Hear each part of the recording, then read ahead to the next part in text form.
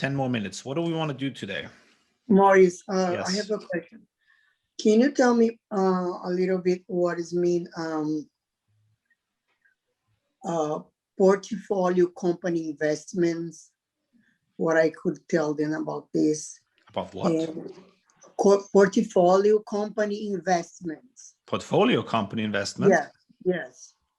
Look, any content question, there's an amazing website called Google. Yeah, but I didn't understand yet. It looks like the portfolio company investment, each company has one. Oh. Marcy, there's really no point in going into detailed knowledge questions here. Like literally, if you want to learn a bit about investment, portfolio investments, Google it. And there's really no help in me spending 5 or 10 minutes or even an hour telling this to you, because we don't know what they're going to ask. The premise is always, look, whatever they're going to ask, you're good enough. You will find an answer. Consulting is not about knowing the answer. We never know the answer when a project starts. Yeah, we would be book vendors if we know the answer beforehand. Yeah, that's true. Okay. Sorry. And then we would just give them a book with solutions and we would charge them $20 for the book. But we go in and we charge them $1 million because we solve a question where there's no answer. It's always about, can you handle a question where you don't know the answer? It's the opposite of what the market tries to tell you. They all try to tell you the case interview is about knowing something. It's not true. It's about how do you deal with a question where you don't know anything. Yeah. It's true. Yeah. For these questions, one guy had a question in the interview. Hey, out of the big tech companies, which one's the most vulnerable? Long run. Yeah. Like Google, Facebook, Apple, or Amazon. Which one's the most vulnerable? And that's Silvia, that's important for you.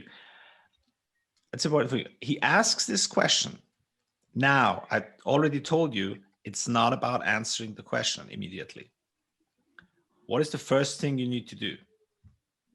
Let me break this down for you. Let me break this down for you. Exactly. Yeah. So your question, Silvia, give it a shot. Come on, structure this question for us.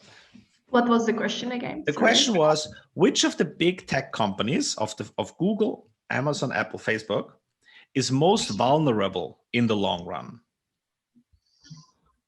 It's most vulnerable. Okay, let me break this down for you. Like, let's take into account like what vulnerability will look like and in what terms we can like check it.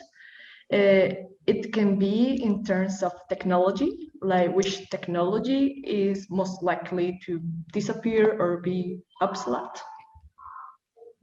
We can look as well in terms of their economic structure, maybe their vulnerability in case that one of them goes to crisis, like which one is most likely to, go bankrupt, for example. Economic, so which one is most likely to go bankrupt. And as well, we can think about the operations. Right now, because the corona crisis, we see that the human factor or the labor force is really important for the companies. So in case that one of them can know that there is a strike or that something happens to the employees, like which one is most likely to be hurt or don't be able to continue their operations. We can think in that way. And do you want me to break these buckets down further? Yeah. Okay. Let me bit of coaching. Very nice. Very well done. Structuring game is in place. A couple of things about this. I loved it how you framed your own logic. That's very important to say, I'm breaking this down by thinking about what kind of vulnerability. And that's how I built my framework. And if you do this, your framework is always good because it fits your logic. Yeah, it can be 1,000 frameworks to answer this question. But the thing is, you have a logic and you follow it and you break it down into pieces. One of the things you did, and you did very well, staying on the top level. One of the things you don't need to do that much is explaining each bucket. Yeah, it costs a lot of time. Yeah. If the bucket is wrong, explaining it doesn't make it right. And if it's right, you don't need to explain it. Yeah. If this person doesn't agree with you, they're gonna ask. They're gonna say like, "Why do you put this there?" And then you can explain it. But you look much better when you say, when you're just saying the buckets and maybe a brief explanation or something. Yeah, but not these long explanations, because then people tend to say, well, pricing is important. You know, pricing is the question, what price we could set so that we get the optimal, can get the optimal revenues in the market. It's like, yeah, I know. They already know that. I yeah. know what pricing is, yeah, and I know what technology is, and I know what operations are. Don't explain this to me. So you look much better, and this is a lot about acting. Your act becomes much better when you say, so the question was, which one of this is the most vulnerable? Let me break this down for you. I would choose a logic where I think through different kinds of vulnerability. Let's go through them. Number one, I think it's technology. Number two, to my mind, is the economics. And the third one is the operations. Do you want to break this down a little further? Yeah. And then you're like crisp, smart, sweet, short. And typically they don't want much else. Yeah? Okay. One of the key skills though is risk mitigation. Yeah. You always need to probe a little bit about, am I on the right track? Because your framework, it was good, but I would have wanted something in there, which is something around consumer preferences, which is just sort of what I would put in there. So you always look very good when you set up your framework, and then you say, let me step back for a second and reflect whether we've really covered all aspects with this. Yeah, that shows that your way of thinking, and it also educates your mind to what it should do to really look at this, and typically bring more, yeah, than rather more than less.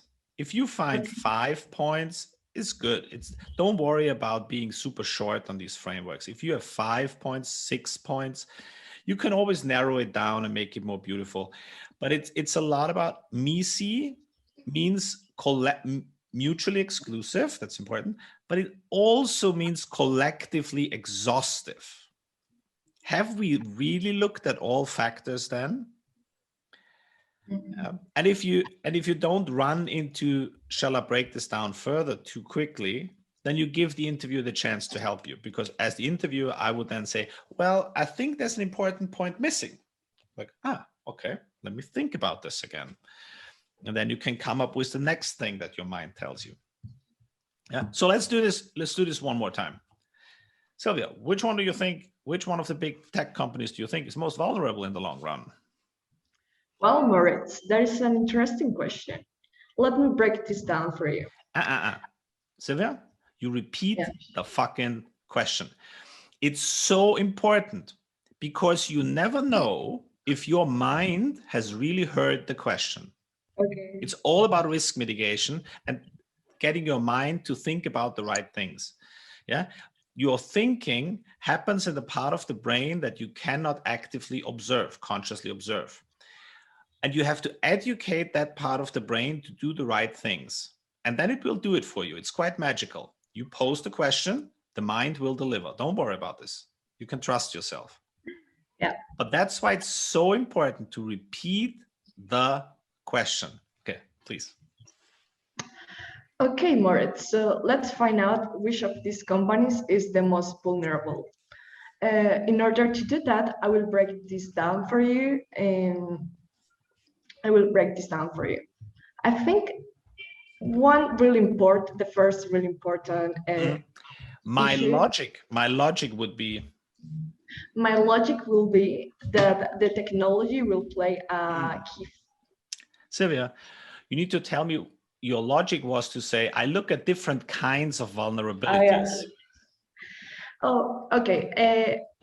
My logic is to break this down by the kind of vulnerabilities that these companies may have.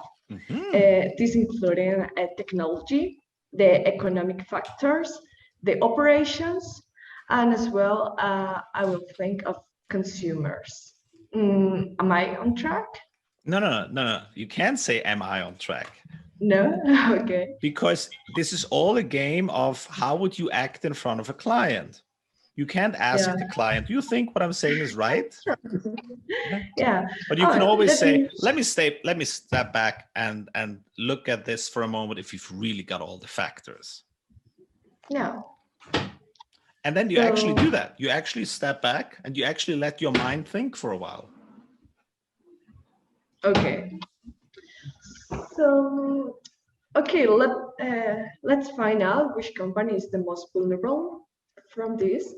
My logic tell me to break this by the kind of vulnerabilities that these companies may have. That includes technology, economic factors, the operations, the consumer preference, and as well the regulations and external factors that they may have, that they may face in the future. Okay, let me step back from this and see if we have covered everything. Exactly. So please use the magic sentences. The magic sentences are incredibly helpful. Everybody who does it comes back and says, this worked. Yeah. But see, then your show, I'll post it. You can look at the videos. Your show becomes so much better if you do this. Yeah. And it's so much easier because you always have to, like, you need a good understanding of who you are as a human and how the brain works. The brain works by instructing the part of the brain that you can't see consciously with questions. Yeah. Your job for the conscious mind is to really be clear on the question and then trust the other part to deliver an answer. It will deliver. No question. And actually, it happens to me, always when I'm about to do something, I feel that I perform much better when I don't think that much about it. I just go and do it. That's why you can even see it. The first time, I think that it was easier for me. I was just, going on the flow. And the second one, I was just like really thinking of all these, and it's just like, oh, too much going on. It's like Marcy in the interview with SoftBank. You just go in, you just need to say, okay, now I'm going to be great. And you go in and you're great, and that's it. And you're direct, you're funny, you're present, you've got the right ideas. If you don't have the right ideas, you course correct.